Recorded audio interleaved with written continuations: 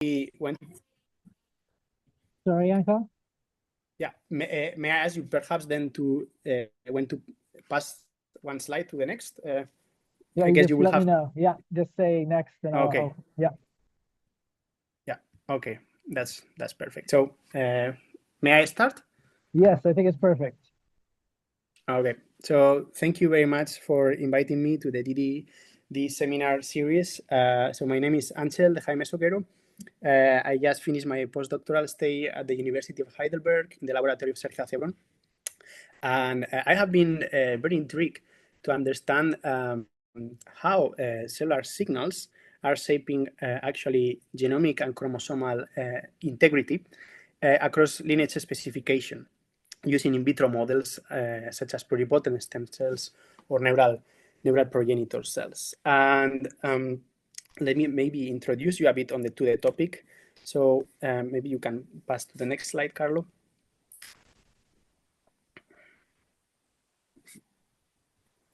So genomic instability comprehends a big group of processes that involve the alteration of our genomic blueprints. And this goes from small nucleotide alterations such as mutations or single nucleotide variations to damage on the single or double strand of the DNA. But these changes in the genome can sometimes go in a bigger size and can alter, for instance, of our we need to include in here chromosome instability, such as, for example, chromosome rearrangements, gains or losses of whole chromosomes, or large-scale, for example, duplication, such as occurs in polyploidy. No? Next. So all this process of genome instability can give rise both in vitro, for example, in culture of pluripotent stem cells, or in vivo in the context of the embryo, a concept that we call genomic and chromosomal mosaicism, in which some of the cells maintain the genomic blueprints normal and without any changes, while we have a population of cells that may arise that can include a small mutation or a small gain or loss of a whole chromosome, and which will represent the heterogeneity within the cellular context that we have, for example, in a dish. If these changes in this chromosomal instability are giving an advantage to the cell in question, this cell can repopulate and even cope within the whole context, in this case the dish, by proliferating, and this can mean that this cell can take the proliferative capacity that euploid cells have. And this chromosomal and genomic mosaicism may arise in vitro due to replication stress problems in the case of pluripotent stem cells, but is also frequent across some stages of embryonic development. Next, please. So mosaicism varies strongly across embryonic development. For instance, if we have the novel acquired chromosome instability event during the first cleavage of the mouse or the human embryo at the two-cell stage, we will have two cells with a different genomic information that will give rise potentially to a mosaic individual. But this mosaicism, it doesn't occur only at the beginning, and it can occur during different stages, such as, for example, during the multipotent stage where the progenitors start to differentiate to different embryonic layers and embryonic lineages, or also later on during organogenesis. So the moment and the timing of a mosaicism occurring during development will impact the amount of cells that can become mosaic. Next. So in our laboratory, we were intrigued to answer the question of why genomic and chromosomal mosaicism is actually heterogeneously distributed in development. So during the embryonic development, let's have here the mouse as a reference, there is two big waves of chromosomal and genomic mosaicism, or hotspots. One is during pre-implantation and early implantation events of the embryo, where many cells might become aneuploid. And the other one is during the onset of neurogenesis, where roughly 30% of neural progenitors are estimated to become aneuploid. This is striking if we compare it with other embryonic stages and other cellular lineages where ploidy remains normal. And we were thinking, or we were hypothesizing, that perhaps there are cell-fate dependent mechanisms controlling this chromosomal mosaicism in embryonic development. And that was the hypothesis we want to challenge. Next. So we know very well that cellular signaling drives lineage specification, cell-fate, and morphogenesis. But in turn, we question whether signaling could directly control chromosomal mosaicism. And to begin to answer this question, we perform signaling screening, and by analyzing painfully around 18,000 anaphases upon different signaling perturbations, we use human and mouse pluripotent stem cells as a model to interrogate how embryonic signaling can impact chromosome segregation fidelity. And what you can see here in the bottom part of the slide on the left, this is, for example, an anaphase. So these were the events that we were quantifying after overnight treatment with different morphogens. And we were in search for events such as the one present here, the presence of lagging chromosomes or chromosome segregation, which is an event that can likely give rise to aneuploidy in the following, once this division has finished. So please go next. So the results of this screening were actually quite puzzling. So in the y-axis, you can see the chromosome segregation rate in human-induced pluripotent stem cells. And in the x-axis, you can find the one for mouse embryonic stem cells. And here, let me show you that in purple, we have our control and treated pluripotent stem cells, which have a rate of 5% chromosome segregation. So this 5% was actually not altered by many of the signaling perturbations that we performed. But strikingly, we found that there were a few signaling cascades that, when specifically perturbed, were doubling or even increasing 3 times the rates of chromosome segregation in both human and mouse pluripotent stem cells. Next. Among them, we found that basal inhibition of Wnt signaling with antagonist DKK1 or with the inhibitor of porcupine, which is the protein in charge of secreting Wnt ligands, were triggering this chromosome segregation. Next. Basal inhibition of BMP signaling with 3 different physiological antagonists as noggin, chordin, or clemerin were inducing also this effect. Next. And several members of the FGF signaling cascade were showing also potentially a conserved role in inducing and triggering chromosome desegregation.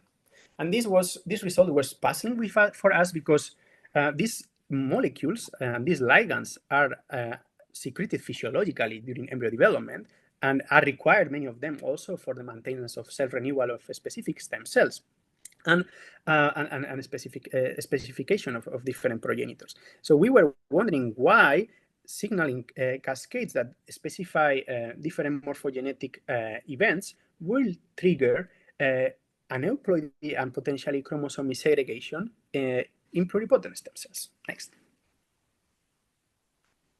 So first, we interrogated whether this was signaling concentration dependent.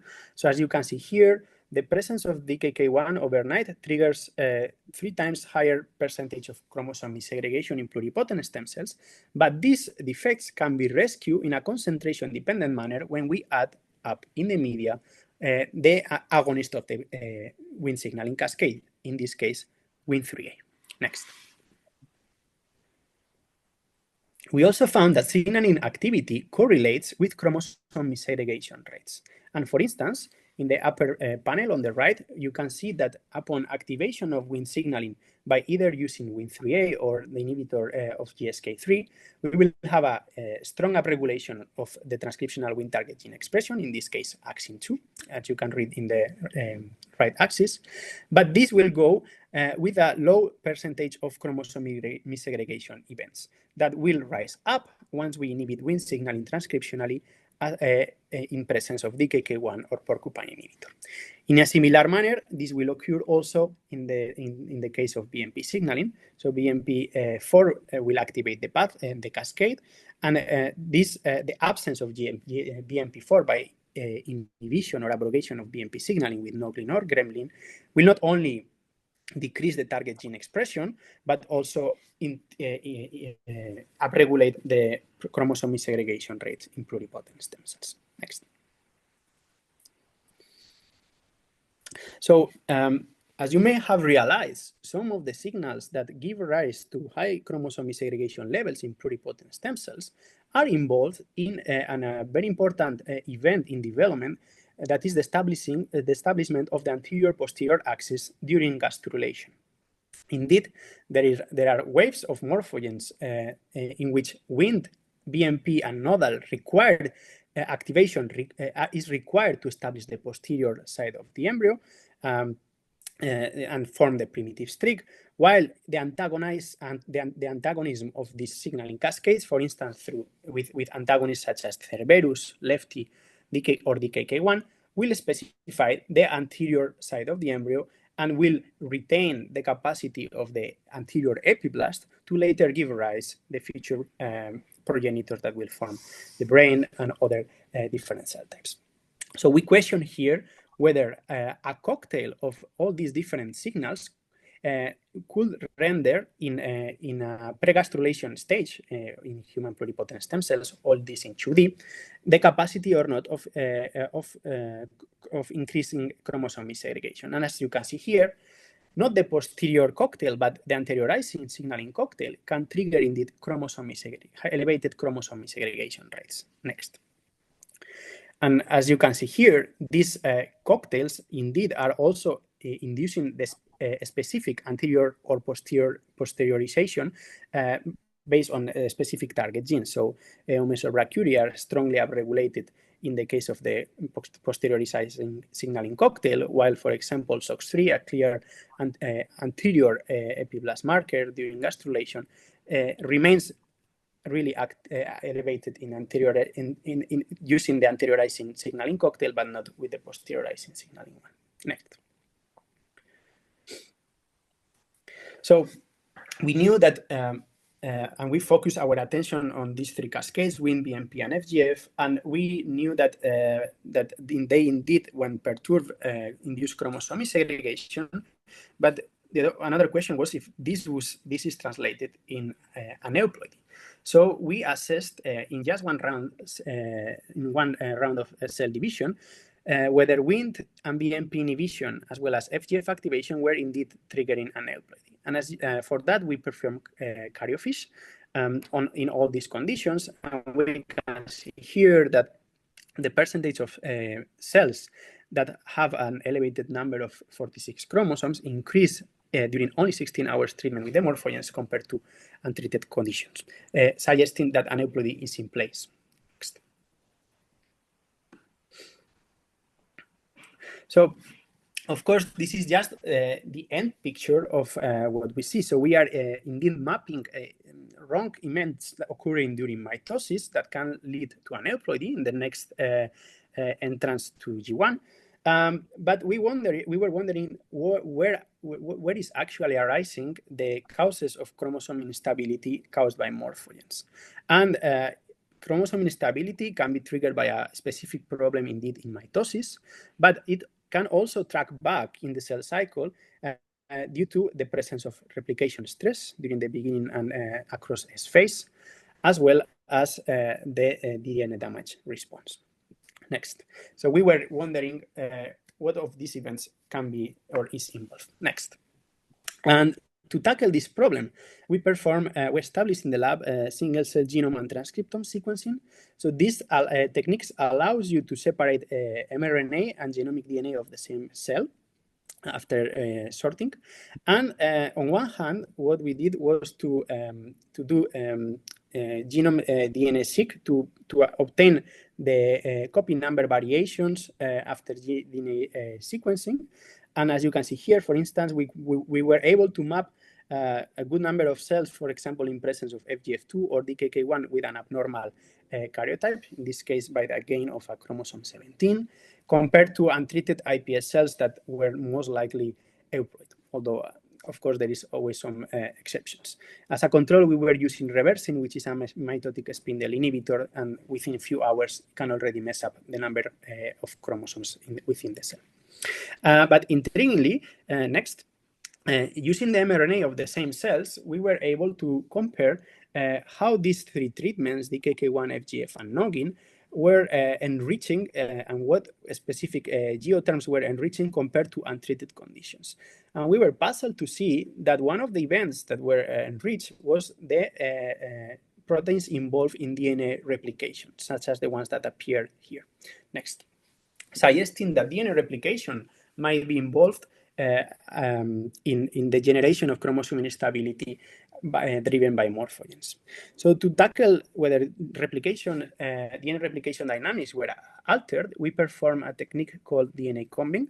So DNA combing consists briefly in adding two different DNA analogs, CLDU and IDU, consecutively, and this allows you so these analogs will bind to the replicating forks, to the cells that are in S phase replicating the genome, and basically will allow you to map, on one hand, the replication fork speed, which is based on the distance that each of the forks appear after imaging of all these linearized DNA strands, and also allows you to map the origins of replication. Eukaryotic cells have a huge genome to replicate in a fast time, and for that, they, differently from prokaryotes, fire several origins of replication across the genome. In presence of a difficulty to replicate the DNA, what is normally called replication stress, a cell, the response of the cell will be to fire new origins to cope with the demand to finish S phase as soon as possible and enter in G2 and mitosis. So one can map the number of origins of replication and the distance between the origins as a proxy of replication stress. The more number of origins of replication, the shorter the distance. And you can see here, that's what we did. We measured origin firing distance in control and treated cells. And in the last treatment, afidicolin, you can see a huge drop of this origin firing distance. Afidicolin is a DNA polymerase inhibitor that will stall replication. So this shortening of origin firing distance is expected. But it occurs in a puzzling way, a similar phenomena when you add DKK1, FGF, or Noggin during just 16 hours, suggesting that the morphogens drive replication stress. Next. To confirm our data, we team up and collaborate with the laboratory of Alexander Van Oudenaarde, who has pioneered recently a technique called single-cell EDU sequencing. This technique allows, through a double pulse of EDU, to map the number of replication forks that you have in a single cell. As you can see here in the upper part on the right, untreated control pluripotent stem cells have more or less an homogeneous number of replication forks per cell across all the phase. However, when we treat the cells with DKK1, there is a heterogeneous group of cells that notably increase the number of replication forks per cell. This is, of course, not a direct measure of the origin firing distance, as we can have through DNA combing, but indeed suggests that in this case, Wnt inhibition is triggering a response to fire new origins of replication as a response to replication stress. Next. And just to mention also, this is actually, this increase in number of forks per cell occurs across all the chromosomes. So this is not specific from specific from a specific chromosome. So this is a response that is global at the DNA level. Next. So it's quite known from studies in cancer and also in pluripotent stem cells that replication stress, which can be caused by several factors. One is, as you were mentioning before, replication transcription conflicts or other phenomena. At the end, it's triggering the DNA damage response. And what we decided to do is in S-phase cells, we wanted to map the presence of gamma phosphorylated version of gamma H2AX, which is a proxy of DNA damage. As you can see here, not at the same level as afidiclin, the polymerase inhibitor, but notoriously in an increased way compared to control. DKK1, FGF, and Noggin triggers DNA damage in pluripotent stem cells. And this is just after 3 hours treatment, suggesting a post-transcriptional effect. Next.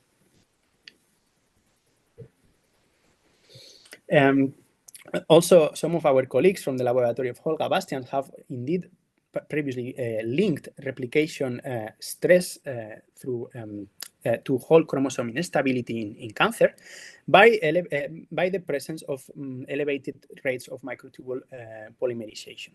So in mitosis, microtubule polymerization rate normally increase upon replication stress, and you can observe here in the presence of afidiclin. And this effect was indeed also happening when we were adding the KK1 FGF or Noggin compared to control untreated conditions. And we know that this is linked to DNA replication because when we add nucleosides, the precursors of the nucleotides, which have been shown in pluripotent stem cells to rescue replication stress, we are able to rescue the elevated microtubule polymerization rate dynamics due to the perturbation of cellular signaling. Next. So I will summarize the results until here. So we know that Wnt and BMP inhibition as well as FGF activation trigger replication stress by mild stall fork stalling. And this drives the DNA damage response, elevated microtubule dynamics, and end up in the presence of elevated number of lagging chromosomes, acentric laggers, also ultrafine bridges, which I don't show here, all of them characteristics of chromosome instability, as well as aneuploidy at the end. Next. And we have 3 questions that we wanted to answer. Some of them we have been able to answer completely. Some others we are still working on it. But I would like to share with you because this is also a bit perspective. So one is how FGF, BMP, and Wnt dysregulation coordinate replicative dependent chromosome instability. Next. So here we zoom up a bit on the replication, DNA replication dynamics, and what we did was to challenge the DNA replication from different points. So we use, on one hand, in the first graph, afidiclin to trigger mild replication stress by partial slowdown of the forks. We use also in the next graphic HU, called or also called hydroxyurea. So hydroxyurea is basically depleting the pools of the NTPs and inducing full fork stalling. And we use also in the bottom part on the left CPT, or also called camptothecin. This drug is basically a topoisomerase inhibitor and avoids the unfolding of the DNA prior to their replication. So so basically what we did was to try to interrogate whether Wnt and BMP, which have been shown its inhibition to trigger chromosome instability, first of all, whether they could rescue some of these events. So we found that Wnt and BMP activation can indeed rescue the effects of afidiclin, of mild replication stress. Wnt3A is also able to rescue the defects or the DNA damage response caused by hydroxyurea, although not BMP4. And by measuring the phospho-RPA foci, which is a proxy for single DNA strand breaks, we found that BMP4, but not Wnt, is able to solve the problems derived from single-strand DNA breaks, suggesting that these signaling cascades cooperate differently to resolve replication stress problems, but suggesting strongly, and as I will explain a bit later in the next slide, that activation of especially Wnt and BMP can overcome and safeguard genome instability upon an exogenous insult, in this case, inhibition of the replication machinery. Next. So so this is the second point that I wanted to discuss. So indeed, can Wnt and BMP activation prevent from genome and chromosome instability? So next, in this case, we measure it at different levels of the cell cycle. And as I was also showing in the previous slide, we found that at the replication, DNA replication level, afidicolin indeed is triggering replication stress by firing new origins of replication and by reducing the origin firing distance. And this can be indeed rescued by either Wnt and BMP activation.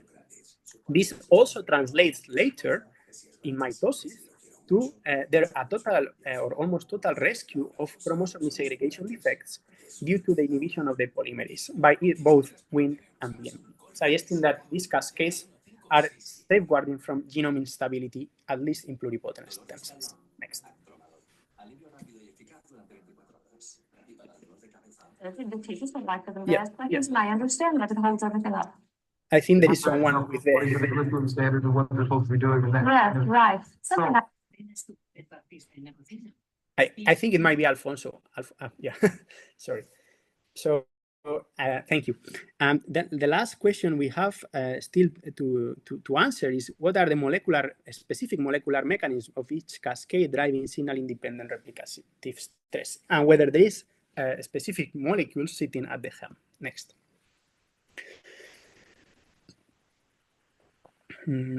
So we were wondering whether, for instance, these morphogens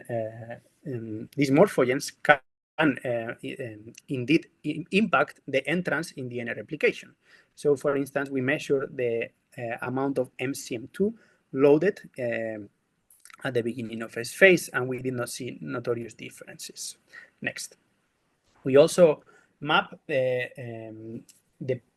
pools of DNTPs. Remember, DNTPs are critical to provide the replication machinery to work properly, and absence of one specific nucleotide to subnormal levels of what is normally physiologically expected can trigger replication stress. However, the treatment with all these three morphogens did not impact the pools of DNTPs, suggesting that this was indeed not the answer to our question.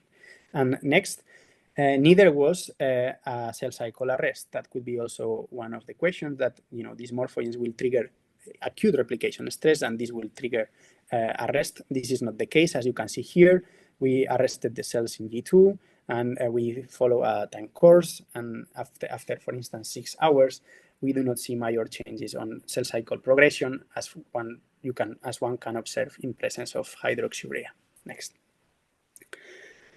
What we did find very interesting. Next, Carlos, sorry.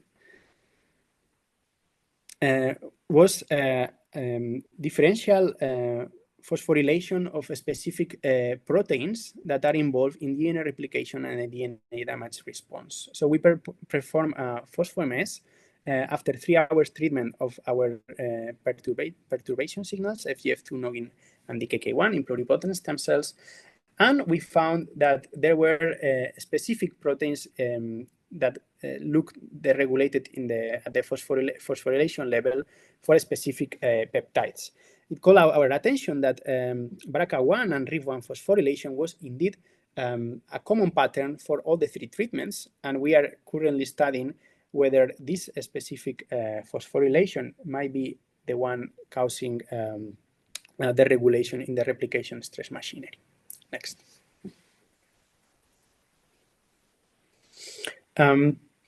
We also found that among the different signals that were safeguarding from genome instability, we found that actually GSK3 inhibition was able to rescue always any kind of chromosome missegregation event caused by different signals, not only by DKK1, which of course one will expect that will rescue as an antagonist of DKK1, but also defects caused by FGF2 noggin or the polymerase inhibition. So we are also currently working on studying a bit deeper whether GSK3 inhibition could be a good or eventually a good treatment to avoid in the long term chromosome instability in pluripotent stem cells. Next.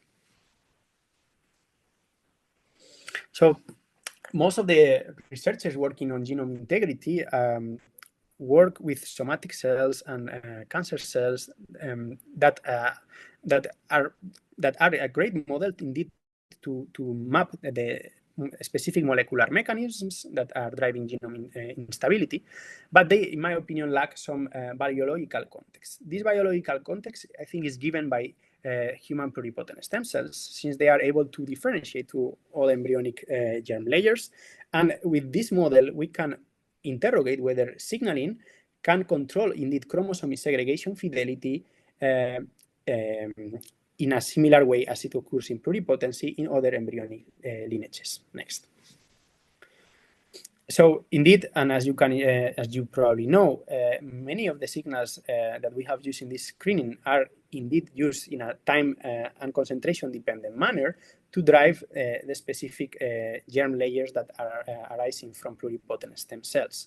So we develop a pipeline of early lineage specification from human iPSCs to obtain several early lineages and to interrogate whether in this case, signaling perturbation was in controlling chromosomal mosaicism in all of them, as it happened in pluripotent stem cells. Next.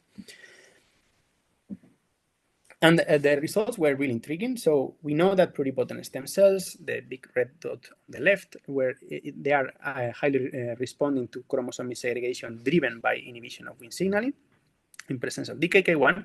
But this response fades down after pluripotency exit. So the three germ layers, endoderm, mesoderm, and endoderm cells do not respond, do not increase these chromosome missegregation rates upon Wnt inhibition, and these effects re-emerge again during neurogenesis by specifying pluripotent stem cells towards neural progenitor cells, specifically towards cortical neurogenesis. If you may remember, both pluripotent stem cells and neural progenitors are actually the in vitro counterparts of the hotspots of chromosomal mosaicism that we can find notoriously in an in vivo context. And we wanted to investigate a bit more on this aspect, on neural progenitor cells, because indeed these are cells that by default, they become aneuploid quite frequently in this stage. Next. So, and before moving to neural progenitors, one could argue whether these embryonic lineages specified after pluripotency exit are actually perhaps not lacking something, some protein machinery related to replication dynamics and replication stress. But as you see, when we add afidicolin, the inhibitor of the polymerase, the response of primitive strict cells, definitive endoderm, or mesoderm in general, is quite high. So meaning that these cells indeed can activate the replication stress response. And this is actually suggesting that lineages respond to specific signaling dependent chromosome segregation events. Next. So next, brain mosaicism is actually arising during neurogenesis, where more or less around embryonic day 14.5, fastly proliferating neural progenitors become notoriously aneuploid. So around 35% of these neural progenitors have been estimated to become to lose the ploidy. And although most of these neural progenitors will be cleansed by apoptosis in the following embryonic stages, next, it is described that both in mouse or even in human, we still possess around 2% of neurons who are aneuploid, and around 40% of our specifically cortical neurons shows copy number variations of more than 1 megabase, reflecting huge heterogeneity in the neuronal lineages, and who has been hypothesized to be related to an evolutionary adaptation of the brain. Next. So Wnt and FGF signaling are well known to promote neurogenesis in mouse embryo development, and they are balancing the self-renewal and proliferation as well as the specification of the early neural progenitors in the brain. Next. So we wanted to interrogate systematically whether these Wnt and FGF signaling cascades were indeed controlling chromosome segregation fidelity in neural progenitors. And for that, we basically mapped the FGF and Wnt activity at different embryonic stages in the brain. And we found that while Wnt activity by means of phospho-LRP6 staining was remaining quite stable over all these stages that appear below, FGF activity by means of phospho-FGF receptor 1 expression was peaking in neurogenesis, suggesting that FGF is highly active at this stage. And this is not new. So it is quite known that FGF is a promitogenic factor in the brain that allows neural progenitors to divide at this stage. Next.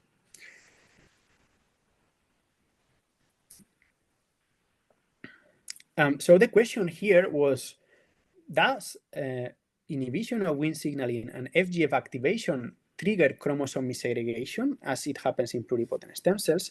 This was the case at the onset of neurogenesis at E14.5, as you can see in the second graph, but not at E12.5, so not in a stage prior to neurogenesis. This is in vitro, by the way, in vitro culture of neural progenitor cells derived from the developing cortex.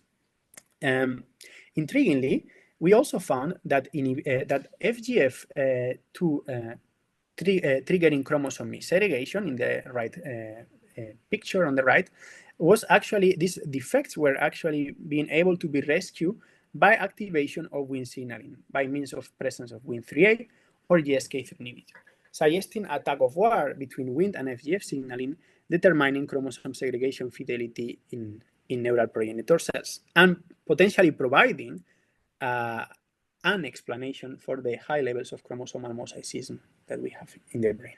Of note, FGF2 in the culture of ex vivo neural progenitors is normally added into the media because it's required to keep proliferating the neural progenitor cells. But we observe that indeed it's also creating major problems. Next. We also wanted to see if this happened in vivo. So in collaboration with the group of Julieta Alfonso at the KFZ, we did an in utero intraventricular injection of DKK1. And after 16 hours, we compared control and treated DKK1 embryos, and we found there was a notorious increase on chromosome missegregation levels in DKK1 injected brains compared to untreated ones, reinforcing our previous results in vitro. Next. We also did some experiments using live cell imaging with these neural progenitors culture ex vivo, and we could track at different time frames the mitosis arising from the neural progenitors that were still dividing and they were still self-renewing, and we could see that we could confirm the data that we obtained previously by immunofluorescence. We observed a higher percentage of neural progenitors missegregating chromosomes in presence of DKK1 or FGF2. Next. And we also took advantage of the live cell imaging to map what was actually the fate of the neural progenitors that have committed a mistake in the previous mitosis.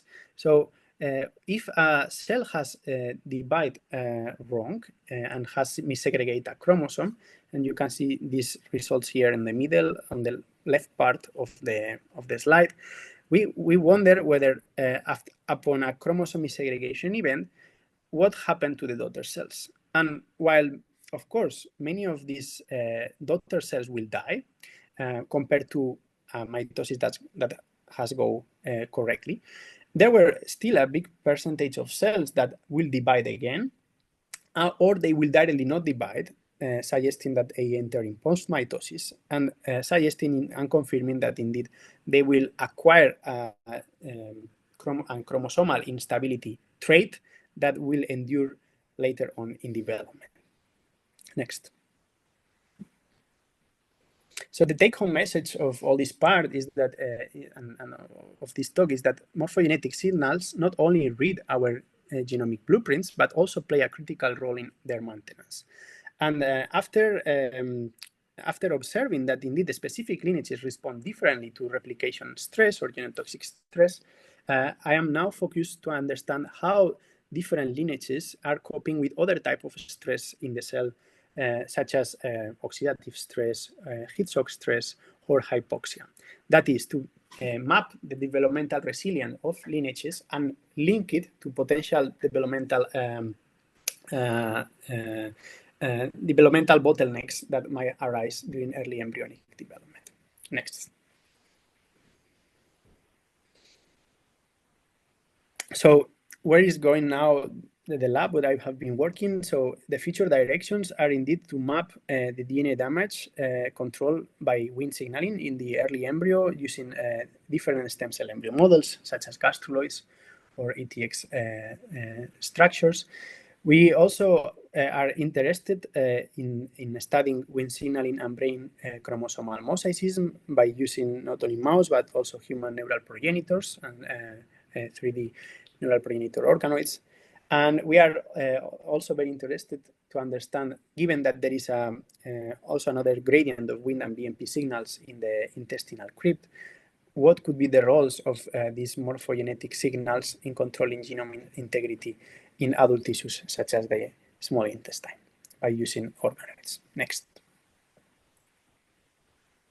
Indeed, one of the, for me, very interesting questions that some of this that this work brings is if there could be an anterior-posterior gradient of genome integrity in which the activation of Wnt and BMP signaling in the posterior side of the embryo could be safeguarding of in a higher degree the genomic integrity and the chromosome stability of these cells compared to the anterior epiplast, which at least in the initial experiments that we are doing in the laboratory, seems to have a higher level of DNA damage.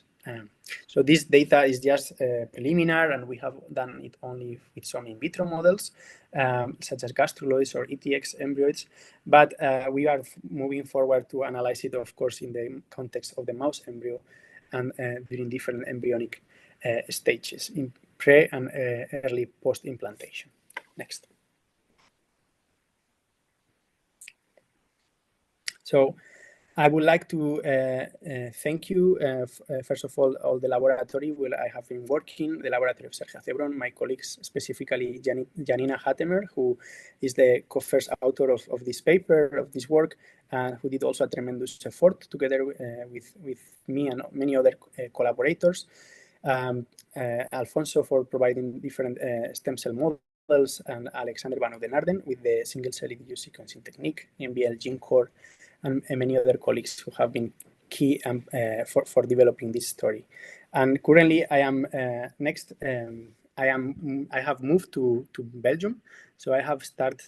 Currently, I'm starting my own research group at IRBHM, an interdisciplinary institute at the University Libre de Brussels. So, as I explained, I will explore developmental resilience at the cellular level. And I am recruiting currently a PhD student. So if you know of someone who could be interested, you can please tell him or her to contact me. And I am now open to questions. Thank you very much.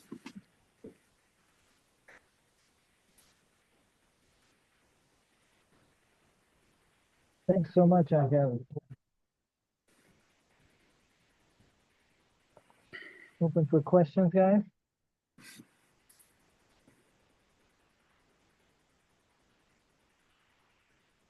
Ron Solti and I have been thinking about anterior, posterior a lot in these systems, but from a different perspective. Sorry, say again, Carlo? Ron Mackay and Sulki Kim, who are also on the call, together with me, have been looking at anterior, posterior fate emergence from pluripotency as well, but not from the point of view of replication stress, from transcriptomics and variation across individuals, but not variation inside of one person's cells across lineages. Well, to be honest, we will have still to confirm if there is a replication dynamic change in this AP axis patterning. This is something that I hypothesize. We haven't measured yet. We haven't checked. But we have seen differences on DNA damage presence of DNA damage, which could or not translate indeed to higher degree of chromosome missegregation and aneuploidy. One could think that this is actually perhaps a trade-off effect of having to specify the right fate, in this case the anteriorizing region of the embryo, at the expenses of genome integrity. Whether this is linked to further developing neural progenitor mosaicism, I will not be able to. I wouldn't say that this is the case, but it could perhaps be linked. Gotcha. Hi, I have a question. Great, go for it. Hi, this is Blarta from WashU, from St. Louis. Hello. So yeah, thank you so much. It was really nice. I was wondering, you mentioned actually that you are using FGF2. We know that FGF2 can be in the media, and then exogenous can somehow misinterpret the results, no? So at a certain point, you show that you use A6 and E8 media, but then the last experiments, I know that you actually validated because the injection intrauterine in vivo model showed the same result. So my question is how this is actually working, and so have you tried other ligands, for example FGF8, because it's expressed in mouse? So yeah, thank you for your question. So regarding FGF2, indeed FGF2 is actually, of course, in prime pluripotent stem cell media. FGF2 is one of the two components that maintain cell renewal together with TGF-beta. And we were at the beginning a bit suspicious, thinking if it's already at high concentration, why more FGF2 will drive more replication stress? But that's one of the reasons why we did also this experiment with using mouse embryonic stem cells, which do not require FGF in the media to cell renew because they are in a naive state. And we found both in the pluripotent stem cell context as well as in the neural progenitor context, we find that FGF2, no matter what, if it's present or not in the media previously, will trigger replication stress-dependent chromosome missegregation defects. If other FGFs do it, indeed, we only have data for pluripotent stem cells, so we haven't checked in the neural progenitors or in the brain, but indeed, all of the FGF ligands that we checked, including FGF8, were inducing chromosome missegregation. That was one of the reasons why, so FGF8 is known to establish the posterior side of the embryo. It's one of the signals that pops up to specify the primitive streak, right? So one may argue, okay, so then how this fits with the AP specification and chromosome missegregation gradients, no? So that's the reason why we perform an experiment in which we depleted the pluripotent stem cells from the E8 to E6 from FGF and TGF-beta. So we, let's say, prepare them to enter in gastrulation, and we apply these two cocktails in which the anterior and posterior will specify both regions in 2D, of course, of what the epiblast may look like in the context of the human embryo. And in the case of the posteriorization cocktail, we also included FGF8b because analyzed as a single molecule was triggering chromosome missegregation, but in presence of Wnt, BMP, and nodal, which are the other factors that reinforce the posterior fate, was indeed not increasing the chromosome missegregation rates. So I think that Wnt and BMP are sitting upstream and at the helm controlling this phenomena, and FGF ligands themselves by itself are triggering chromosome segregation in a quite conserved way. So we are also analyzing this in the context of cancer, and because indeed some of, for example, calves are secreting some of these molecules, including FGFs, to for example, cancer cells, and we are trying to understand whether this actually has an angle in cancer development context. Can I continue? Sorry, I'm sorry. So I am in a process of learning. I'm sorry if I'm saying something wrong, but have you tried the opposite? Because you say that FGF activation and Wnt inhibition. Have you tried the FGF inhibition and Wnt?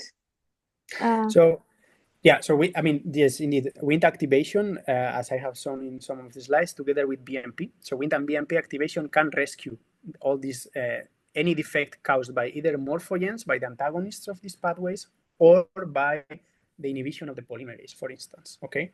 FGF receptor inhibition, we tried, but pluripotent stem cells rely on FGF to proliferate and to survive. So inhibition of the receptor, at some point, cells. So we are able to rescue the effects if we do a very mild inhibition, but strong inhibition of the receptor will lead to apoptosis in pluripotent stem cells. Okay, did you have a question too?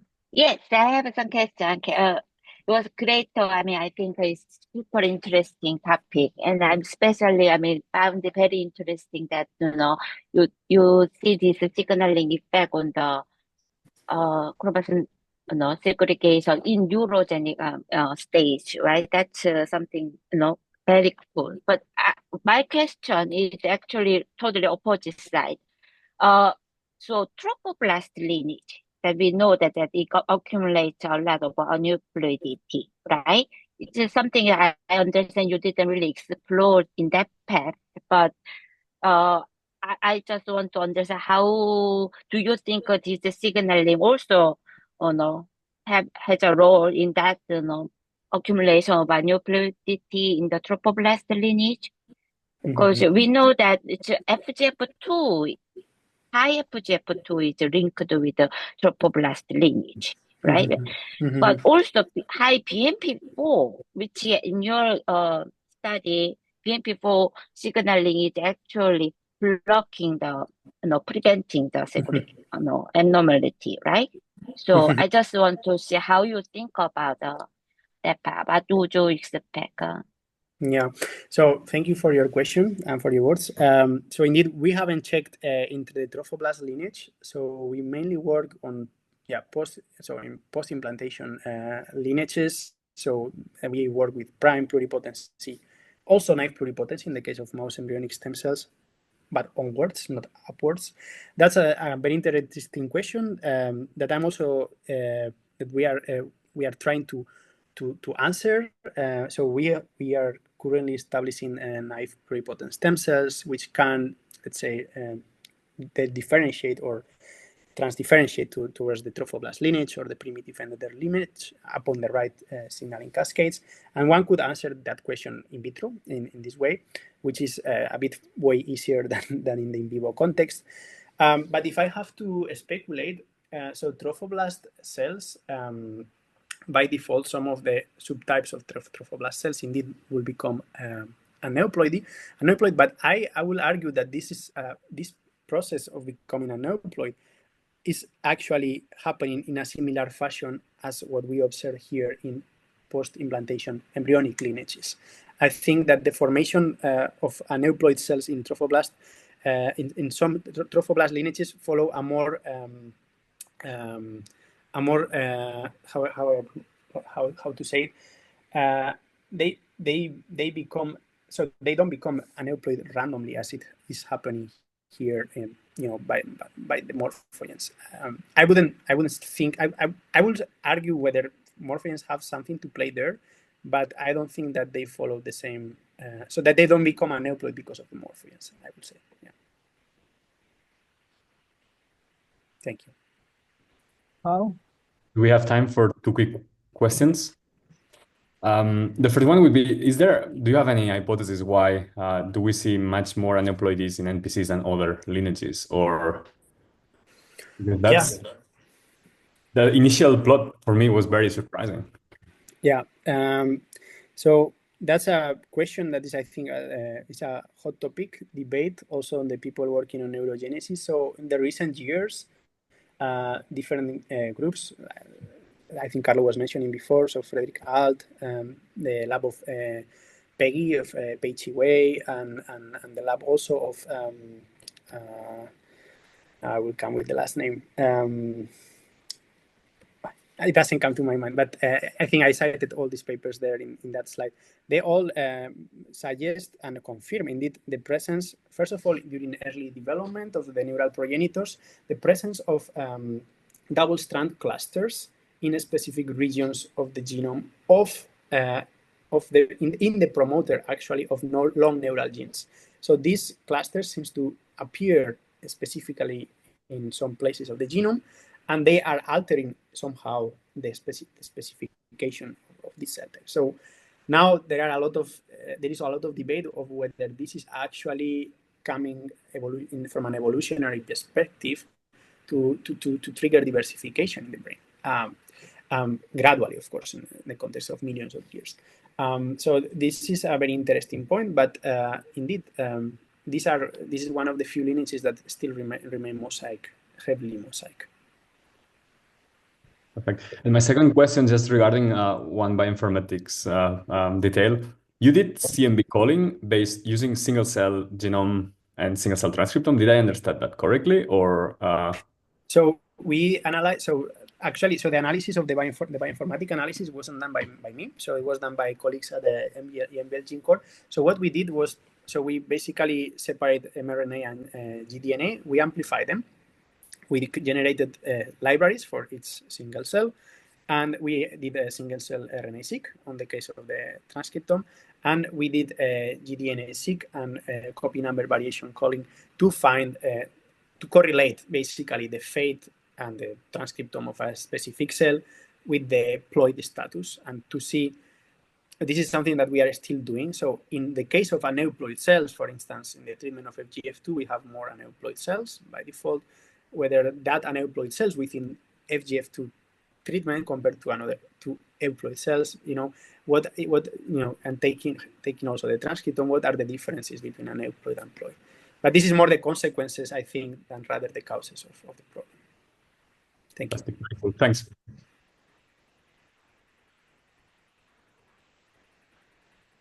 Anybody else?